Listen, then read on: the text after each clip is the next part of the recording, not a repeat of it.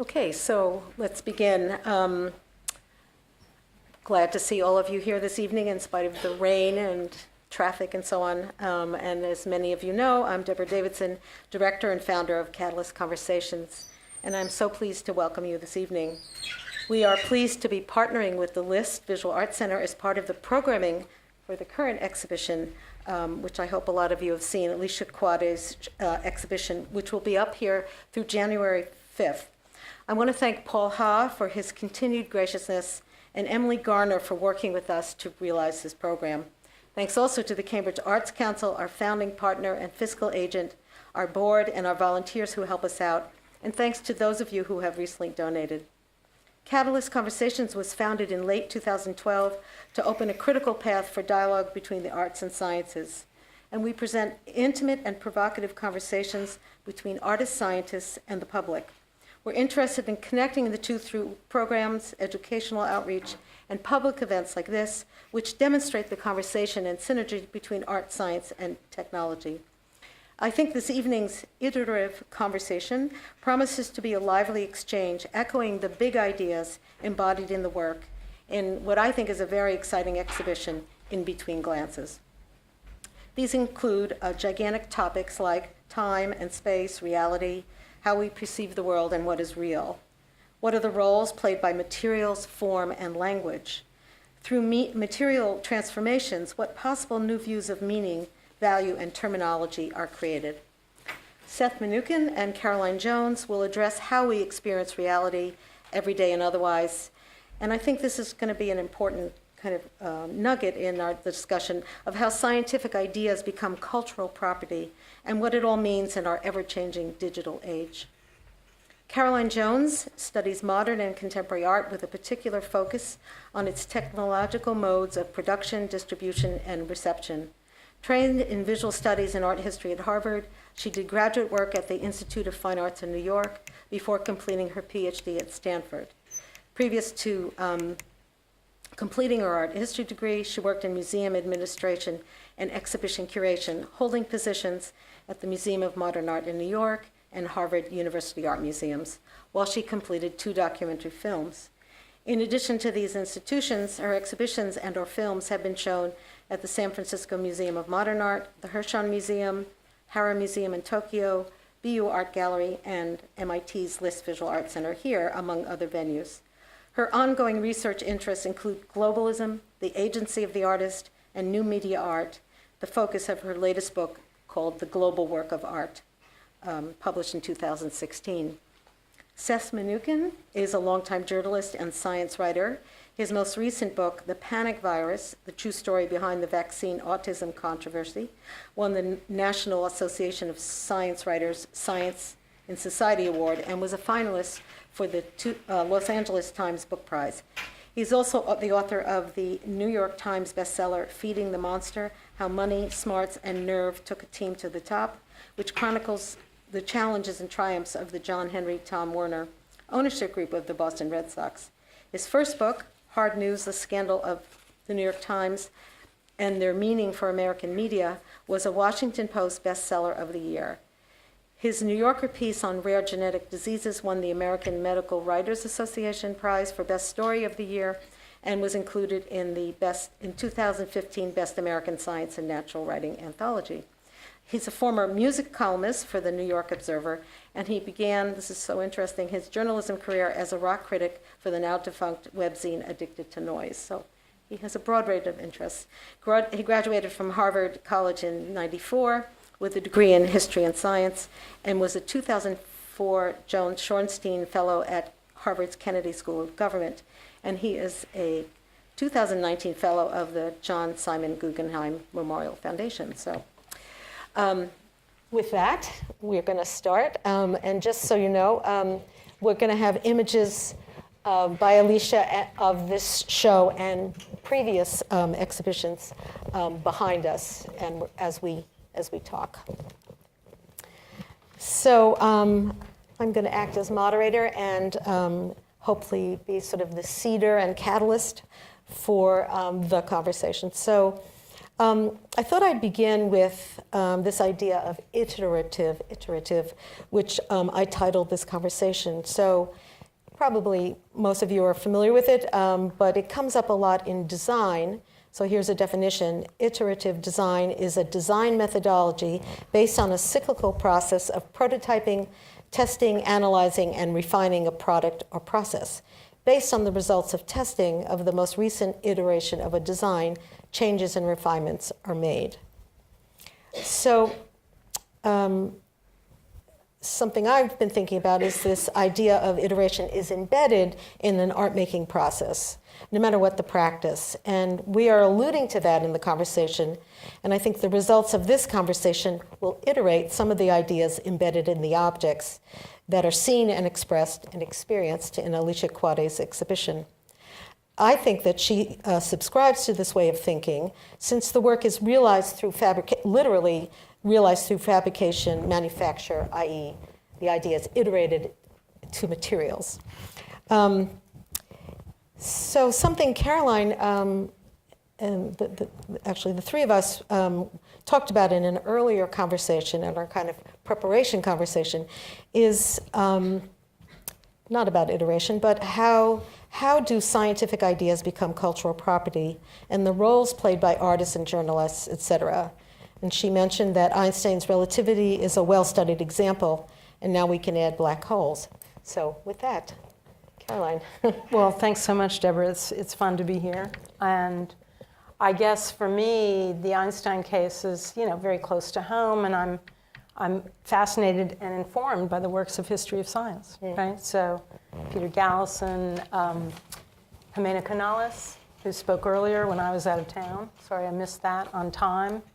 And my own, insertion into that very robust set of literature was a book, Einstein for the 21st Century, where I actually, as an art historian, wanted to go back a little bit and think about, baby Einstein. I mean, what was the world of time and space that he was growing up in, right? So for me as an art historian, I'm always fascinated by larger structures for ideas so that we're less entangled with the genius light bulb idea and more involved with systemic questions of where out of what culture come simultaneous thoughts about time and space. So the Bergson relationship is really key because Bergson learned from French Impressionism how to think about time in modernity.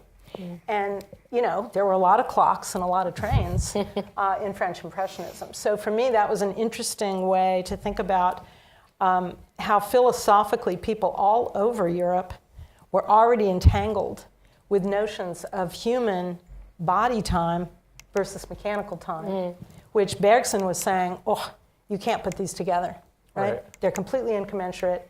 And Einstein was like, no, you just think about the twin paradox, right?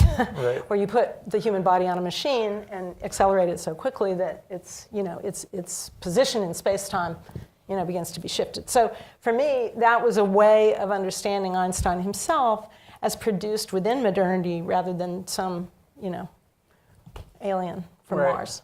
And the black hole could be the same kind of dense, thoughtful, right? Einstein predicted that such a thing would be found, but people spent a century going, no, that's way too weird. And by the way, in French, we won't even say that because it's nasty, and so on and so forth. So it has to be really nasty for the French not to say it. Right. So that idea of culture as already embedding these concepts, I think, is for me a really key part of this conversation.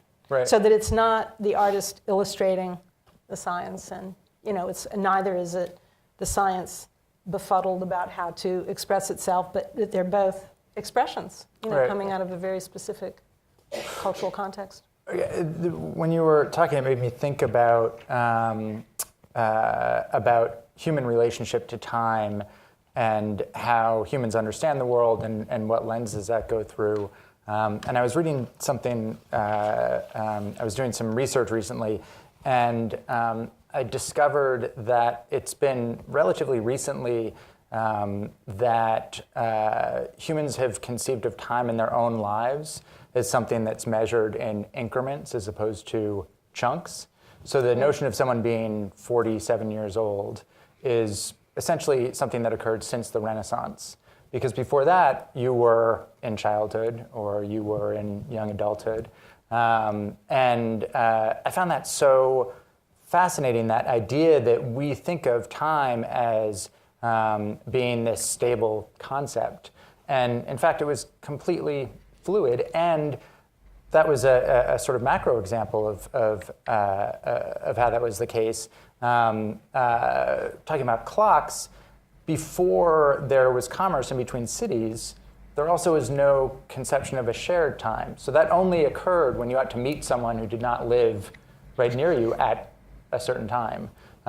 Before that, you might have a given time in this area, and someone else would have another time in that area. And in fact, railroads ended up being a big part of that codification. Right. So, in thinking about iterative processes, I'm always fascinated by learning how what we think of as a very well-defined reality today is actually something that went through all sorts of transformations over centuries or millennia or whatever the case may be. And something that I think that's what you're saying, that we construct it. Right. That's that. And then sometimes artists deconstruct that. I mean, I think Alicia plays with a lot of these, those ideas in the work. It Well, I appears in the think work. for Einstein, clocks were a really handy, conventional Right. tool for measuring space-time that we could all agree about. We could look at them. And I'm not sure where Alicia stands with that, although it's clear she wants to mess with it. But there are many physicists who think time simply cannot be proven to exist, right? So that really messes with humans. Right. So Yet we keep getting older. right, we live with the with the human scaled experience of being, and we call that some piece of that time. Right. But it's not a thing. It's not a thing outside of our conception. Right. Right. Like it's not a thing that exists prior to its measurement. If we want to go there. I'm not sure Alicia wants to go there, but I've never met her. But I think the work entitles us to ask some of these deep questions. Right. In other words, I would say that her iterations are not of the designer kind. I mean, the sculptor Rachel Harrison might be more like that, where it's like a mess, and then it's a little less of a mess, and then maybe it's a little more of a mess. And in other words, the difference between iteration and improvisation might be important to clarify. Right. So in Kwade, you don't see any improvisation, right? She has relationships to ideas in mathematics, which are very pure. Seth and I were asking ourselves whether she faithfully executed them or not. So that's where the space of play that is the art world comes in. Right. If she wanted to illustrate the Wikipedia article on the Fibonacci series, which of course I had to look up a half an hour ago just to make sure I truly remembered what it was. I looked it up she too. could do that, Yeah. but she didn't. Right.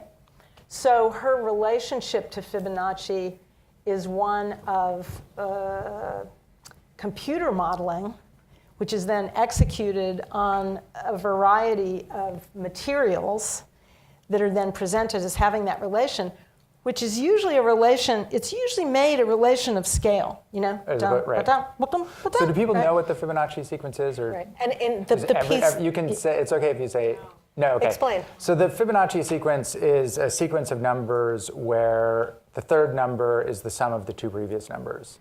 So 1, 2, 3, 5, that would be a So it's Fibonacci. this 8, piece, 1, 2, 3, 5, 8 would be don't you actually go like 1, 1. Right, 0, 1, 1. That's 2. Right. 1, 2. That's 3. Right. 3, 2. That's 5. So you get the progression. It gets dramatically larger with each operation. And the thing to think about is the golden ratio or the Nautilus shell. Right. These are the common. Right. So the Fibonacci sequence is something we see in nature with fractals. So a Nautilus shell is the sort of classic example of a shell, is an example of a Fibonacci sequence in nature. And the Fibonacci sequence, if you take any two consecutive numbers, their ratio is almost exactly the golden ratio, which is a ratio that you see the golden ratio is the ratio of an object when the ratio between the longer side and the shorter side, shorter side, is the same as the ratio between the longer side and both sides.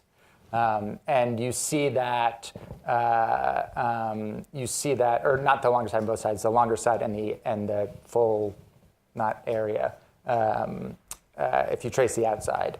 And you see that in all sorts of architecture and art. Le Corbusier, I think, was a big Well, let's go back. Big adherent. The Greeks. Right, but yes, you see it. You see it even before.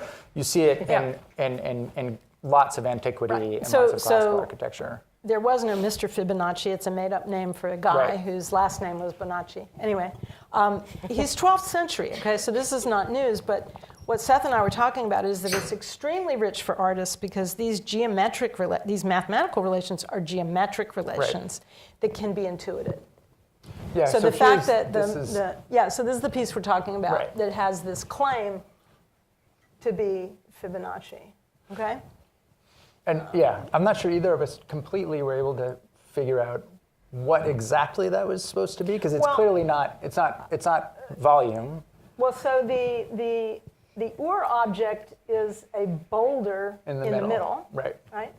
Which is then subjected to these operations of going down the Fibonacci sequence toward 1, 1, Right. or going up the Fibonacci sequence to whatever. Infinity, right. But the weird thing, the reason why it's so unsettling the more you think about it, and that's what makes it good art, is that Fibonacci is usually seen as a scale up, Right. As a growth algorithm. Right. And she's doing something weirder. She's doing some operation with her computer modeling program to do this in terms of facets. Right. Right. And that's just weird. Nobody thinks about Fibonacci that way, right? So you get into this strange world of, is it really Fibonacci? What does she mean by that? You can't have a volume that has one Right. facet. Ça n'existe pas, Right. So this is where the fun begins. Right. This is why this isn't science. Right. This is why this is not a proof. Yes, but I think one of the things that's interesting about it is I hadn't thought about the Fibonacci sequence and really sort of got down into it and thought about it, and I don't know how long before we started having that conversation. Mm-hmm. I imagine there are lots of people who would see this and maybe the name Fibonacci or maybe the word Fibonacci, because it's not a name, would ring some sort of bell and it would prompt them to go and read the Wikipedia article. So there's also this interesting relationship between this sort of iterative relationship between the viewer and then their relationship to science and how they understand the scientific world and the natural world, or there can be. And I know that's the permission slip for our appearance here, art and science. But I did want to throw out that art is many things, and science is many things. Indeed. So we're now deep into specialization territory. So we don't have like science. We have sciences, and it's just worth noting that her main thing is mathematics, with a little bit of physics thrown in. Right. So here we can talk about the play between mass and volume, which may be an interesting thing for us to talk about. So this object, which you all have in your hands, it has a mass and it has a volume. And they're not the same thing. And she plays with this. So, yeah. Yeah. So she wants to put this into a grinder and make it into dusty particles. Right. And Emily will vector us. So here, That Yeah. works. Or So that there's works. that. So works. right. Yeah, So this is a ground-up iPhone. Or this is a ground-up And bicycle. this is a And that's the ground-up bicycle. bicycle. And And it's not conceptually, it actually is her bicycle ground Oh. up and epoxied. Right. so we're told. Right. So we're told. It's Right. always an act of faith. The Right. art world operates on a certain Duchampian cushion. Right. It's kind of like a hydrofoil. Right. Kind of floats Because we're around. looking at a chair and we say it's a bicycle. Okay. Yep. Anyway, so the narrative, the discursive framing is that she grinds this up, she makes a pile of dust, and then she gets obsessive about it and makes sure that she creates an object out of the ground up dust that is exactly the same mass. Right, not volume. Not volume. Right. So volume is the amount of space this takes up. This could be made out of styrofoam. So the volume play goes back to the Fibonacci thing. Right. All of those bergs, boulders, eggs, granite, marble, all of them argue that they are the same volume. They take up roughly the same amount of space, but they're very different mass because they're different materials. Right. Now, how you measure mass, I'm going to leave up to the scientists in the room, but what she's arguing is that these objects that she grinds up and remakes and reconstitutes, these reconstituted objects, are the same mass. Right. But dramatically different volumes, right? Because Right. when you stretch a cell phone, so there's also a kind of a play with topography, where like how much can I like bend this thing? This amount if it of- becomes plastic again, Right.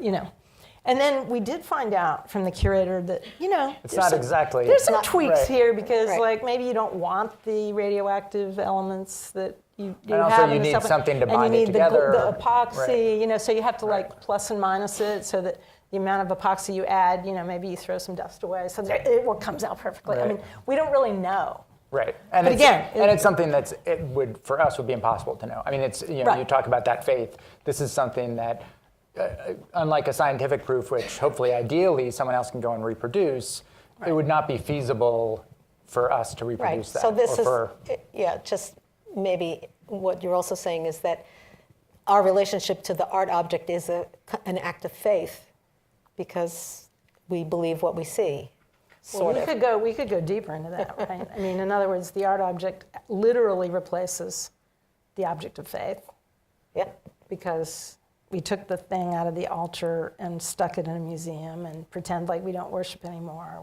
It's now art, right? I mean, so that's another historical operation. But I think I'm very struck by what you said, Seth, because it's always been one of my favorite, conjuring points. There's a robotics engineer at Berkeley who also has a resume as an artist, and he articulates this tension. He says, when I'm doing my science, I have to show what pretends to be every step. right, And I have to,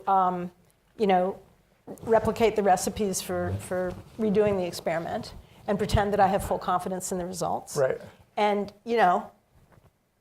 it stands as that. Right. And then when I'm doing the art, I have to kind of probably hide some of the steps because that's the interesting part. That's the seductive mystery of how did this object appear? And am I soliciting belief through these elusive, discourses and so on. And so they're very, very, very different operations about how they generate knowledge. Well, and they're especially very different in how they present themselves. Right. I think one of the interesting things, one of the very many interesting things about this sort of scientific moment that we're in is every day we learn that there are experiments that have proven to be true that actually were never replicated, and then by the time someone gets around to saying maybe we should check this out, it turns out that it's not accurate at all. Including things that we've taken on faith, the Stanford prison experiments. There's recently been, so the Stanford prison experiments were experiments, I think, in the 70s. Now, Seth, you're getting into psychology, Well, which Popper always claimed was a pseudoscience anyway. So the difference between social science, but it was an experiment that was conducted according to scientific what a social scientist would argue what are purported, yes, to be scientific. But I'm using that as an example because this happens in non-social science all the time as well. I'm using it as an example because it's something that's easier to relate to. Stanford prison experiment was an experiment where a Stanford professor supposedly took a group of students, said, you half are guards, you half are prisoners, and that descended into sadism very quickly. Really virulent behavior on the part of the guards. This has been taken as true for decades now, as a reality of human nature. And it turns out that a lot of that data was faked. That the professor gave incentives to the guards to be more sadistic, that people were coached in how to behave. But these were based on Stanley Milgram's experiments, which were also highly controversial, Right. but they were in the wake of the Holocaust, right? Yes. So everyone was trying to explain, like, how could all those nice Germans have done that thing, right? So they were I mean, this is back to my earlier point, that nothing is unmotivated by Right. broad Right. cultural concerns. So people wanted to believe that it was a structural circumstance that would make you press buttons and kill people. Right. They wanted to believe that it was a kind of failure of bureaucracy. Right. And we're in a moment like that Yeah. at MIT. But that's I was another going to say, conversation. we're at a moment like that both at MIT and also, you were talking about how we can discuss notions of time and if time really exists. Right. I think we're also at a moment in history where the idea of alternate universes is very appealing.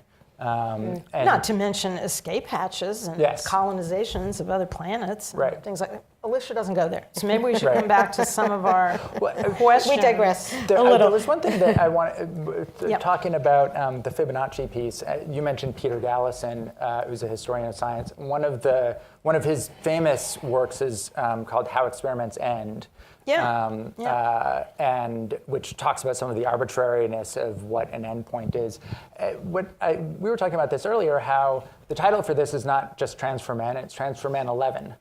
Right, So right. presumably it's the 11th iteration of this work or this type of work. Right. And I think that raises interesting questions in both directions. Right. And I puzzled for a long time over the title because I kept hearing it as trans for men. Like, hey, men, if you want to be trans, like, check this out. Right. I just puzzled and puzzled and puzzled over that. And then I thought, she's Polish. And I thought maybe this is transformen. Transformen, a kind of like German pronunciation of a Spanish imperative, which is you must transform. Right. But those hyphens are doing some weird work there. Right. Right? Really weird work. So I was talking to Seth earlier about this idea of iteration. And in the art world, when you see 11, you could think about Spinal Tap. Yeah, right. Oh, I got it all the way up to 11. 10, but a little bit louder. It adds a little something to Right. make it 11. My speculation, looking through other documentation of this work, is that there's a 6 and there's a 5 out there. So we could, So like, it's a series. And those are unlike additions, Unlike a then. fine art print, she's not saying 11 out of 20. Right. She's just saying, like, this could go on, this could be yours. Although Right. it would be interesting if she numbered them 0, 1, 1, It would be interesting, but 2. 11... Right. Yeah. 11 doesn't work 11 in the doesn't Fibonacci work. sequence. Yeah, Right. right. So, it shouldn't do that. Anyway, so we were talking about the way iteration could be interpreted in these different contexts of the art world versus the science world. Right. And in the art world, you have very powerful market forces. In science, the market is a little more. So why don't Right. you talk a little bit about Well, how that might... I mean, we were talking about how, in a sort of pure iterative process, you would come up with an idea and have the freedom to explore it wherever it took you, and then get a result. But in reality, in the scientific and academic marketplace, and in the journalistic marketplace, you don't really have that freedom because there are no financial benefits or usually academic benefits to coming up with null results. So let's say you're looking into, take anything.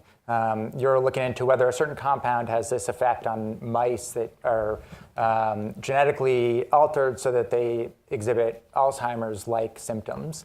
And you spend years coming up with that strain of mice and then testing this one molecule on it, and it turns out that no, it has no effect. So that's not going to get you a job in industry. That's not going to result in a paper. And if you don't have a paper, that's not going to result in tenure. Right, and I was trying to argue with this, and I was trying to come up with a counterexample. You could imagine a biochemist cushioned within the academy, Right. not at Merck or Novozyme. Right. But anyway, that academic scholar saying, we've been imagining, third class, tricyclics to have some effect on mental illness. I've just proven that that's a null, Right. that they have no effect, and we need to stop going down that path. I mean, there have been, you would know better than me, but there have been cases where the powerful no has Right. cut through a swath of hoped for placebo effects, Right. for example. But in those situations, and I'm not. I'm Here not, I highly recommend the film Yeah. Inventor. Okay. This is about the. Sounds like it should be an Errol Morris film, but it's probably not. It's not. It's an Alex Gibney film Okay. about the woman who was lionized within tech for producing a tiny, cheap, painless phlebotomy method that was going to be all automated and Theranos or whatever. Yeah, it's called. Theranos. Yeah. Yeah, which sounds like death. The right? woman who talks like this. Thanatos, yes, she took voice lessons so Right. she could command the Right. respect of venture capitalists. Anyway, it's an extraordinary film about how science is evacuated Right. within the venture capital context. Right. Right. So this is the best proof of your argument about Right. the null set, because actually in venture capital you just keep saying it's going to be a result. Right. You just keep saying it's going to be a result. And that's an interesting parallel to the art world, because you could just keep trying, but you have to stop and get it out there. Right. So there's a lot more time pressure in the art world than there is in the academic, you know. I mean, the Well, academic. Yeah. Right. But Depends where you are on the tenure track. It depends. But on all sorts of things. those questions of results are very, very interesting in science. Right. You mentioned how experiments end, and what Galison argues is that there's often a secret ideal Right. that leads the scientist to decide he's found his result. And one of his cases is Einstein, who really liked the number one. He just really liked the number one. He thought it was beautiful. And so he just decided that this experiment had that result, and he called it a day. Right. But it Got my wasn't, phallus. but it wasn't right. Right. That was not correct. Right. So that's like a great example. But in efforts to dismantle some of the structures of science, they've gotten into this thicket because They meaning? the people who want to, for example, the Decolonizing Science Group in Right. Canada, Right. who are trying to bring in indigenous communities, you know, to get their own data and find their own results. And they're doing it, you know, like nothing about us without us, right? That whole mantra, they're sitting down with people and doing analyses of their water. And the people are saying like, well, we don't like the fact that you didn't find anything out. So you have to just keep doing it. Right. And they're like, well, like we've been doing it We've for done a it. year. Right. We're kind of done. But then the people are like, no, you asked us to be involved, and we're not happy with Right. your zero. So you're just going to do it again. Right. Because we're feeling these things Right. from what we think is the water, right? So that's another interesting problem, that when we try to open up the structures of science, we still meet with these questions of when do you end? Right. When do you call your data closed? When do you decide that you're done? And I think it's a situation where the scientific community writ large, to the extent that you can characterize any community with broad strokes, it would be easier for the scientific community if the non-scientific community understood the scientific method as being some sort of objective truth. And when you even just pull back the curtain a tiny bit, you run into all of these ways in which it's really not. And trying to detangle that and the fact that that does not delegitimize all scientific results is also is an interesting conversation, a difficult conversation for scientists to have. Yeah. But a really interesting and important conversation culturally that I think we, and our not having it has had all sorts of negative effects, because then when there are results that are posited as being true, and then there's another result that comes in that says that actually might not be true, instead of that being seen as a victory of the scientific method, which it really is, you keep on doing experiments, and that's seen as, oh, well, you can't trust anything. It's, Right. Who knows? It's all, Right. Hence the arguments over fat versus carbs in your diet. Right. Anyway, I do think that it's fascinating to ask this question about confidence in scientific results, which is a matter of current administrative, agnotology, the production of doubt. It's an active campaign, right? And in this regard, I've found it really useful to think with the concept of Bruno Latour, who starts out as a sociologist and then kind of declares himself to be a philosopher at some point, a major intellectual in France. And he tries to help us distinguish between matters of fact and matters of concern. Right. And this is super interesting because science, you might have thought in 1950 that science was all about matters of fact and that matters of concern were delegated elsewhere. But he wants to clarify that these matters of concern, which of course the art world claims as its portfolio, right, in the two-culture debate, that these are actually both in both places, right? So I think this is a super useful distinction because it grew out of his own sort of postmodern trauma. In other words, he began by saying, hey, you know, a scientific fact is an interesting social construction. Right. And then he got hoisted on that petard by the right, who wanted to say, yes, you know, it's true. The link between cancer and tobacco is actually just a social construction. And then, he had to go into a back formation and say, wait a minute, the link between cancer and tobacco is a matter of fact that is settled scientific truth. Fibonacci being a good example. These are not controversies anymore, if they ever were. They shouldn't be, yeah. And matters of concern, that's another question. What are we going to do about it? Right. And science is very rarely enlisted in that conversation, which is a shame, right? So the H-bomb was probably the last time when major scientists said, as a matter of concern, we do not want our society to make this makeable weapon. Right. We know we can make it. We don't think we should make it. Well, right? And this is the kind of current cultural crisis that we're in. I mean, it's something that I've been, I guess, naively surprised at how few of those conversations are taking place. Even when something like genetic engineering of human embryos comes up, there's a very significant contingent of scientists who feel like, well, there's no point in having a conversation because progress will happen and we just need to see where this is going to go. That's something I think... And it already went. I mean... Well, yeah. It went there in China. I mean... I mean, we could discuss whether we're still at a point whether it could go, how that could evolve. But I think that the fact that as a society, we're not having those conversations, and we're not asking our scientists to have those conversations. So here's where art can come in. So, you know, the art-science thing is often an interesting dance where the scientists are like, this is what's going on here. And the artists are making a kind of parafictional performance of what's going on, right? So that these discussions of genetic engineering are all over the art world, right?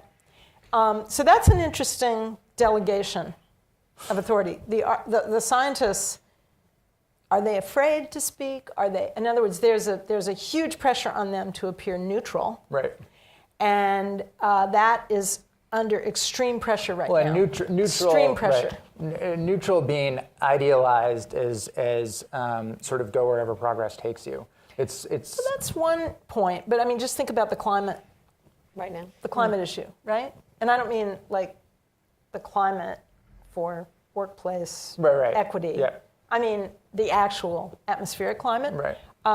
Some scientists are rejecting the pose of objectivity and saying we're going to step out of that role. And I mean, Jim Hansen, who did one of the earliest studies on the greenhouse effect looking at Venus, long ago, just stepped out and said, this is an existential threat. I'm going to spend the rest of my life actually trying to get policy to happen. So but that's a rare move. That's and it also it took scientific knowledge getting to the point where it was obvious that it really was an existential threat. I mean, that's not, I think you could make an argument that that's not him stepping out, that's actually just where the science leads us. All I'm saying is that in terms of career. Yes, no, it's within the scientific world it's presented. He would not be hireable at MIT. I'm being very open about this. Do you really think that's true? Let's try it. Let's see if we can get Get him a I job don't have here. that ability, but Yeah. I'll hire him. Yeah, so We can get into a I conversation. made that bold claim. It's now on record, and we'll see what happens. Maybe I'll get fired myself. Right. Yeah. Anyway, the art world, happily, is a place of rapid turnaround where things that might not yet be facts can be brought out for examination. Right. You know, this work could be seen as unpolitical, as with the work of Caterina Grossa that is now at the MFA that I spoke with a couple of weeks ago. But interestingly, I haven't had the privilege of speaking with Kwade, but Grossa, who just looks like a painter, she says, I want to derange your vision because only when we can break with our customary habits of seeing can we begin to examine all the things we have to figure out in this world. I mean, so even a painter, Right. you know, has claims about phenomenology that she wants to use to, you know, and if I had to ventriloquize this artist, I would say that she wants this in-between glances thing to destabilize our certainties about scientific objectivity and Right. to ask about matters of concern. In other words, that would be where I would want to take her claims, that Right. she's making us think about clock time differently, that she's making us think about form and mass and iPhones and waste. Right? Waste is definitely one of the Right. discourses that she wants to Right. call upon, partly by performing it. Right. Right. Like you can say, oh, what a beautiful vase I could make out of my iPhone when it's headed for obsolescence, which Apple wants it to be every, Right. you know, every year and a half. But then you can also ask, as I did, wait a minute, how much energy did it take? Right. Went into Yeah, to yeah. manufacturing. Yeah, Take to grind it into powder Right. and then cast it in this epoxy and make the computer cast it, right? What was Well, the and the tree trunk, the waste, the incredible waste. the tree there. trunk is interesting because it's very explicit about the waste. Right. So these, So she's acting out waste by wasting, Yeah. sort of, right? yeah. So this is the ground computer, but Yeah. the tree forms are on on the- the yeah. cover of the thing, and it's heartbreaking, right? It's a very active performance of how you could waste an entire tree to make a stool. Right. A cane. To make an object cane. this big, yeah. You know, and of course that's not how they're made. Right. But it's a performance of our relationship to materials, which has changed dramatically in my lifetime. Right. Yeah, for sure. So I don't know if anyone in the audience wants to comment or question, but this would be a good moment Yeah, if, this would be if good. anyone does to our Or wonderful speakers. bolt out of this room. I think you have 10 minutes left in the exhibition upstairs. That's another option. Right. We won't hold it against If you. you haven't seen it, how many of you? Oh, yeah. Here, we'll get Yeah, a mic Emily's to you. gonna Hang bring on. it. Hang on one sec. Wood carving here. This wood carving done by computer numeric control is actually a strange throwback to the original boat making. Before people learned how to do wood joinery and sealing things, they made dugout canoes by just Right. taking a giant log and hacking out the hollow. And it's sort of, I view it as sort of a satire or a commentary on that, a sort of a modern dugout canoe in a way. On a different subject, somebody had mentioned about a negative proof saving a lot of energy looking in the wrong place. And that's definitely the case. There's still people spending a lot of energy working on perpetual motion machines, which really Cold don't have fusion, much let's profit. throw that Yes, in. or cold fusion. On the other hand, I do remember Marvin Minsky, the artificial intelligence pioneer. He did some work in the 1960s and mathematically proved that a certain type of thing called a neural network or perceptron was fundamentally mathematically incapable of distinguishing certain things, like the inside and outside of a complex curve. In fact, it's very much on the cover of a very famous book called Perceptrons, which was very much a landmark in the field of artificial intelligence. And I think it's still available. It was MIT Press, and it was reprinted a number of times. And yet, these days, neural nets are being used very widely in artificial intelligence. In fact, it's really Right. the second or third wave of artificial intelligence after it had been stalled for a number of years. And it's using essentially the same neural networks that Marvin Minsky proved were fundamentally limited. And what the problem was is that his proof was correct, but it was very limited in its assumptions. And by just bending a couple of the assumptions, tweaking the neural network model that he had done this proof on, we now end up with all sorts of things, voice recognition, image recognition, which are fundamentally the same neural nets that were poo-pooed and ignored for 2 or 3 decades. Well, don't forget, we're still on the sugar high of Moore's law, right? Yes. And if quantum takes off, maybe we'll get past that. But Marvin. Moore's law being that, what is it, every 18 months, you can... Density, on a of microchip. elements of Right. In other words, I now computation have increases. more in my hand than you would have had in the entire UNIVAC Right. room. More computing power. Right, more computing power. So speaking of iteration, I mean, my understanding of what I like to call affectionately artificial stupidity is that it simply iterates.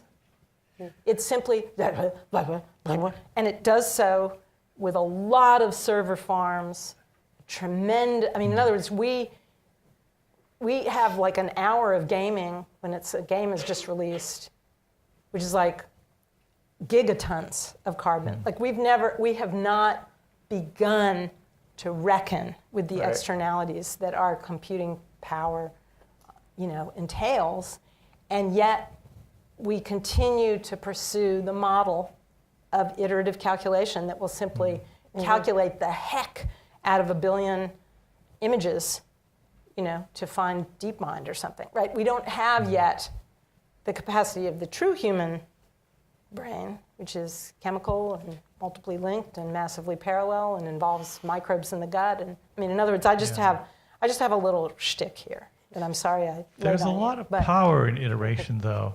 You look at biological systems, and there really is a lot of iteration and parallelism going on there.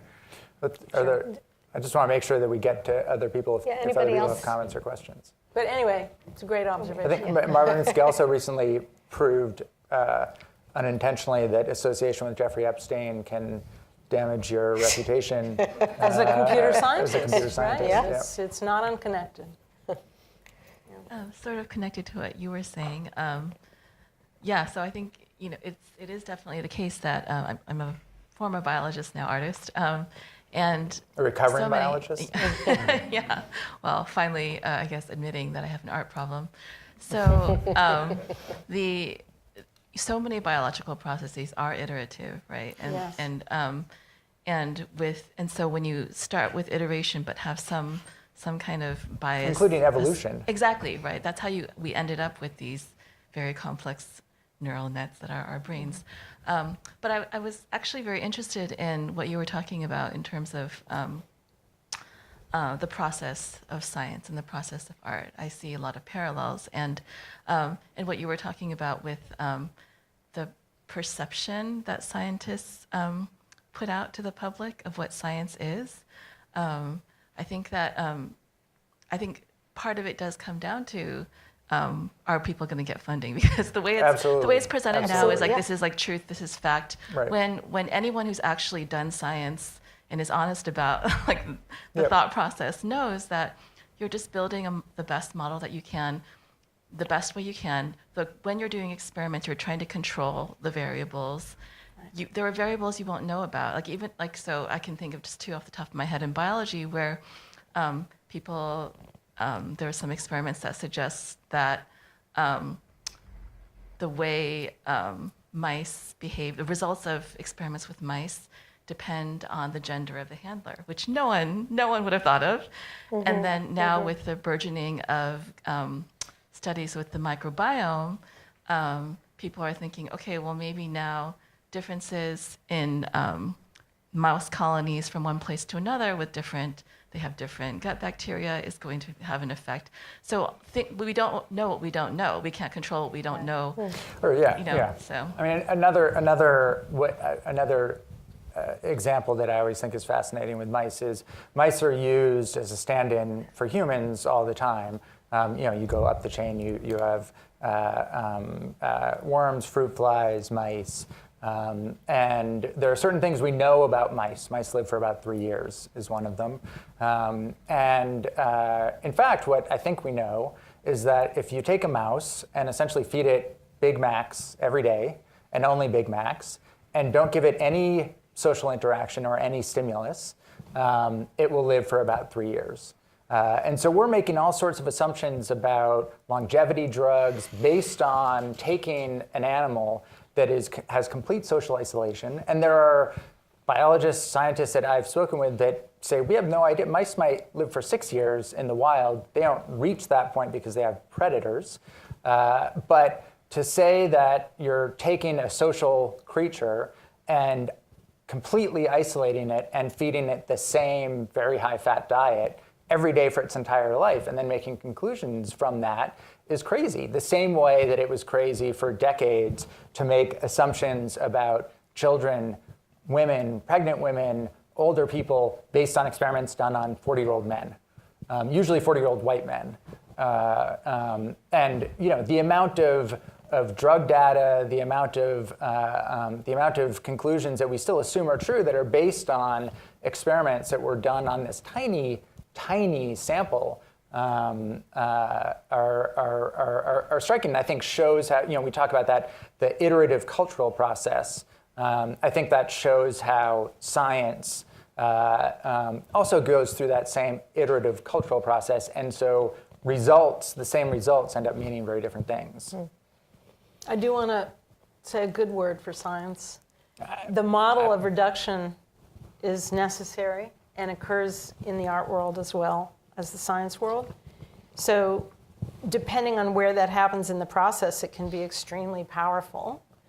And if you know what you've reduced out, you can sometimes interpret some of those rogue results. And I think there's some beautiful cases in the history of science and, of course, the history of art, where rogue results that you thought you were carefully controlling proved to have the huge breakthrough potential. So that idea of purifying your questions and clarifying, making your constraints, that is a powerful part of human forensics, for want of a better word, for human investigative possibilities. So I just want to say a good word. Oh, I'm a huge fan of science. Right. But the way I always try to get scientists to collaborate with the artists that I work with is a subject line in my email that I highly recommend, which is curiosity-driven research. Right. Because most scientists are hungry for that. And they're compelled by our funding structures to always promise a result. And again, And artists allow them to be more open-ended. Open up. So those collaborations can be very, very powerful. I think we're kind of at the end of this conversation, and I think we could just keep doing it. This has been so much fun, and I hope the audience agrees. And I want to end with something apropos. It's kind of a paraphrasing of Gauguin's title of that big painting, the big painting. And I say that both artists and scientists ask, who are we? How did we get here? And where are we going? So doesn't Buckaroo Banzai ask that? Yeah. Yes, we all ask it. Anyway, I think that's a really nice version of iteration. We have to just keep going. So thank you very much. And thank you.